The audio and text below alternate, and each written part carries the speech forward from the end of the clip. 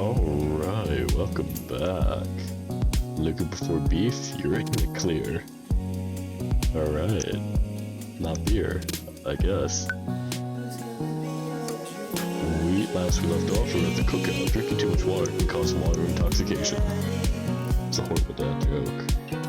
Pet every dog. Can it actually? Is it a thing? Water intoxication? Is that when you're just like, ugh, my stomach. Ernest Hemingway Vega, are you smoking? Ah! Ernest is holding a lit cigarette.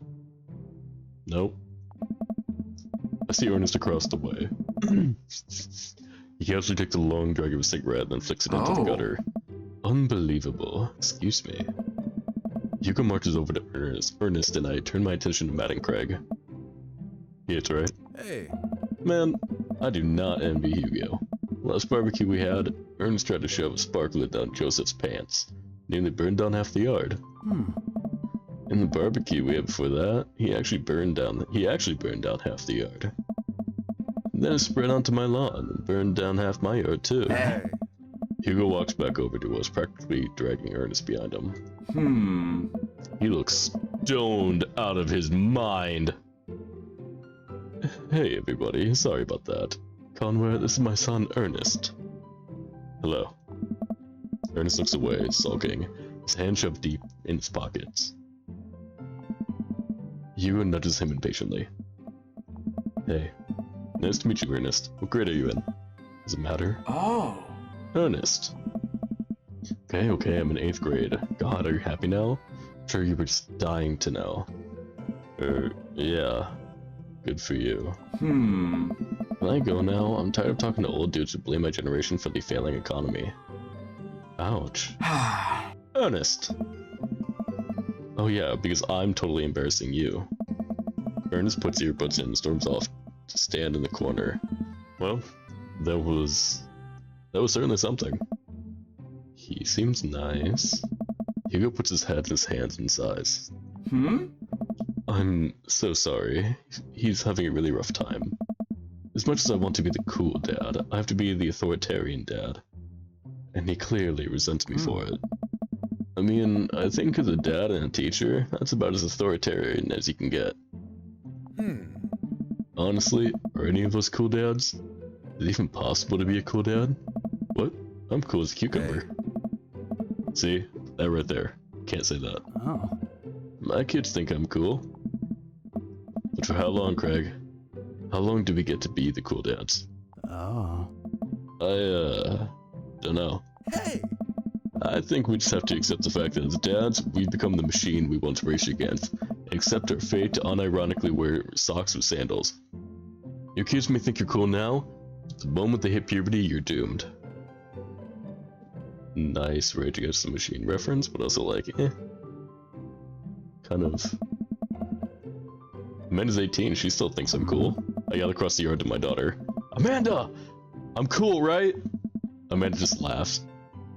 She keeps laughing. And I cry. I keep crying.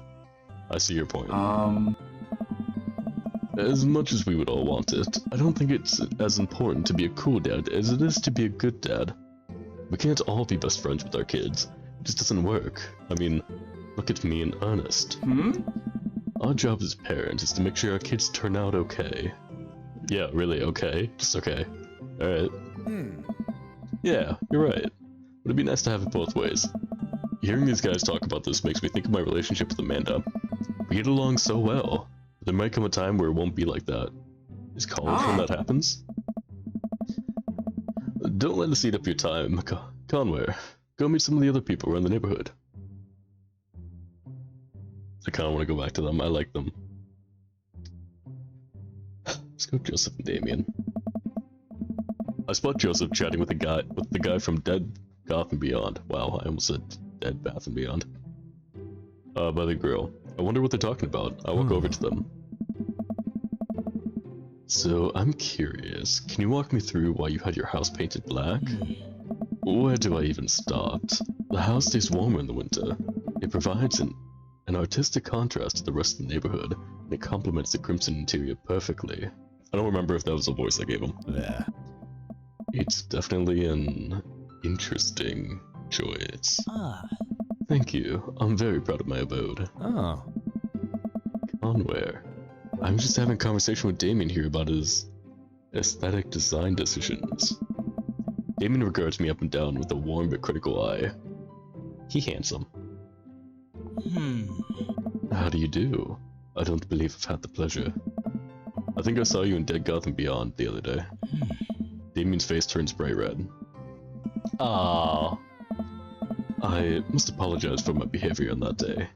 You see, I take the goth lifestyle very seriously, and to be caught in a ruse by such a corporation as Dead Gotham Beyond was profoundly frustrating indeed. I hope you know that while my anger may have been justified, there's no such way for a gentleman to act. I love his nails. I just do. It's okay, man. Do tell me about yourself. Are you new to the area? Yeah, my daughter and I just moved in the other day. She was the one I took to Dead Gotham Beyond. Very good taste on her part. Does she partake in the goth lifestyle? I think for a second. I look over to Amanda, who's hanging out with some of the older kids in the neighborhood. What? Hey Amanda, would you consider yourself goth? Amanda yells back. I wouldn't necessarily try to fall under any one specific label, but I guess if I had to choose, I would describe myself as twee hipster with some normcore leanings. What the hell is twee? Bats are cool though. Damien's face. He was like, huh. Pity. Are you enjoying the party so far? Oh, definitely. Thanks so much for putting this on. It's nice to be in a cul-de-sac where everyone is so friendly and welcoming. Amanda walks up to the conversation. I also like The Last Boys a lot. Really good movie. Does that count as goth? Oh. That it would, my dear. I don't believe I've had the pleasure of meeting. Damien Bloodmarch at your service. Damien finishes the sentence with a flourish and a bow, producing a single rose and offering it to Amanda. Ooh, where'd you get it? Ah. Amanda blushes and returns the gesture with a curtsy. Huh. My, do you know how to treat a lady? What? I don't like them. Hello, Amanda. Seemingly out of nowhere, Joseph's twin kids appear. Are they speaking in unison? Did his hand just go to his heart like, oh my god, my kids? Hey. Hey. Won't you come play with us? Come play with us. Forever. Guys, that's enough with the creepy twin shtick. We've talked about this. Christian and Christy slowly back away. Where do you think they got that from? Mary pops into the conversation, wine in hand. You need to stop drinking. I, don't know. Mary takes a long sip of the wine. I think I might have taped over VeggieTales VHS with The Shining. Who knows? That's, alright. She takes another sip of her wine. Where's Krish? Come on. Wasn't he with you? You had him a moment ago. He's probably stuffing dirt in his mouth. He'll be alright. Talents are pretty resilient. Mary tips her glass to me. Ain't my first time to the rodeo. It's my fourth. Come Alright, on. lovely. I have squeezed 4 little... Sweetheart, would you do me a favor and please find Krish? That would be great. I'm sure he's fine. Mary? Okay, jeez. Mary finishes her wine and wanders off. Dad, can we go now? Lucian. Or Lucian. Have I introduced you to Conway yet? Hey, it's that punk from Amanda School. I remember you. Whatever. That's no way for a young man to speak to his elders. Be polite. Lucian bows. Whatever, sir. Lucian bows again. Mr. Christensen, may I have a veggie burger? Sir? Coming right up, bud. Are you vegetarian?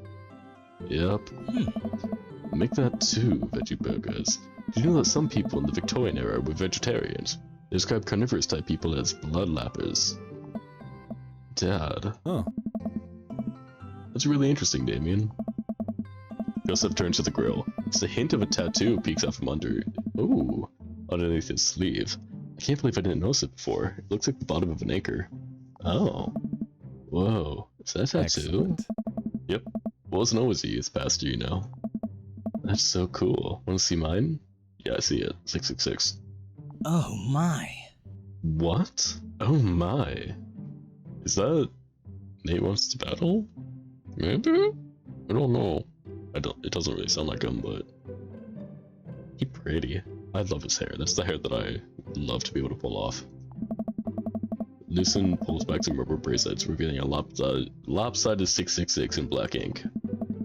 My buddy gave me stick and poke tattoo last week. I think it's healing up pretty good.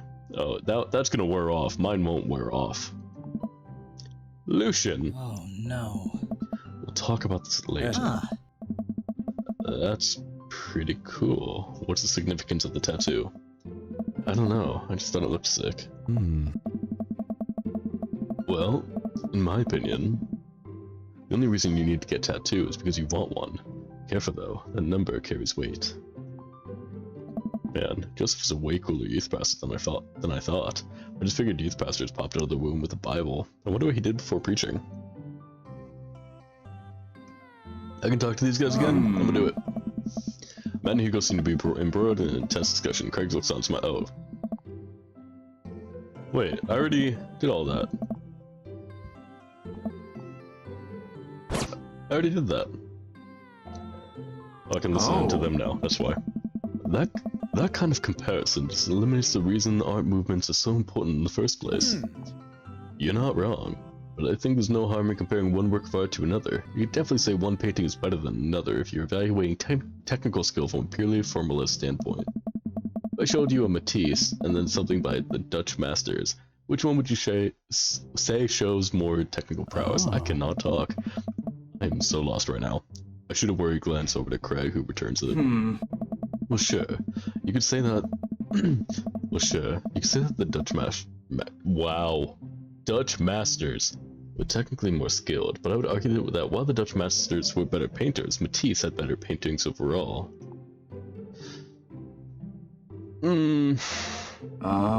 That's pretty subjective. How do you mean? Well, the painting of the guy with the apple in front of his face is pretty nice. Matisse rocks. Oh. That's a Magritte. Right. Art. Sorry. You're fine, dude. I don't know. It's dude. We were just discussing the importance of context when talking about artwork. Listen, all I asked was if you liked Van Gogh or Picasso better. Van Gogh! Or Pablo Diego, Jose Francisco de Paula Nepomuceno Maria de los Remedios, Santísima Trinidad Ruiz y Picasso. Right? I think that was all of it. Hugo throws up his hands in frustration. But they represent two completely different art movements. How can I possibly choose between the thick, creamy impasto of post-impressionism and the abstractionist beauty of cubism? Man, that's all way above my head. Me too. Hey. That's all good, man. Cool thing about art is that we all perceive it differently. A single piece could have totally— Nice. Oh, fuck. No, go back. Just 1 minute about that. Hugo, please. Sorry. I get really fired up about art stuff. Conware, how are you liking the neighborhood? It's pretty nice. Everyone's been super friendly. Seems like your dog's fitting in just fine.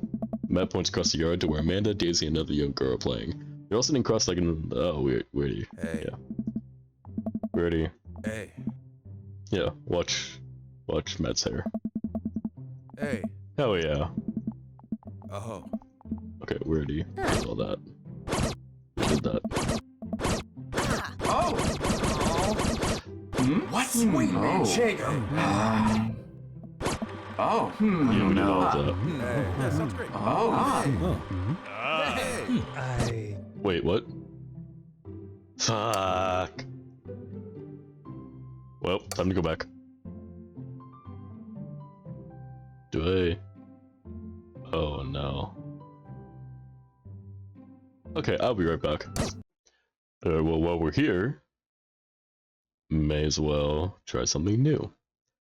I have no idea what you guys are talking about. We're just discussing the importance of context when talking about artwork.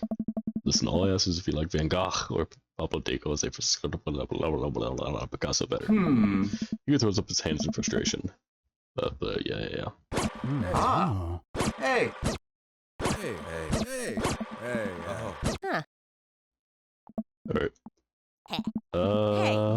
Yes. Yes! Still gonna get me that overdue term paper. Ugh. Haha, great seeing you. Yeah, finger Oh. guns. She's definitely a charmer. Speaking of which, where'd my Huh? son go? Whoa. Hey. Alright, there we go. Uh-oh. No. Not yet. Oh. I don't know. Oh. Wow. Alright, well, I'm gonna leave this episode here. Thanks so much for watching. I'll see you next time. Bye.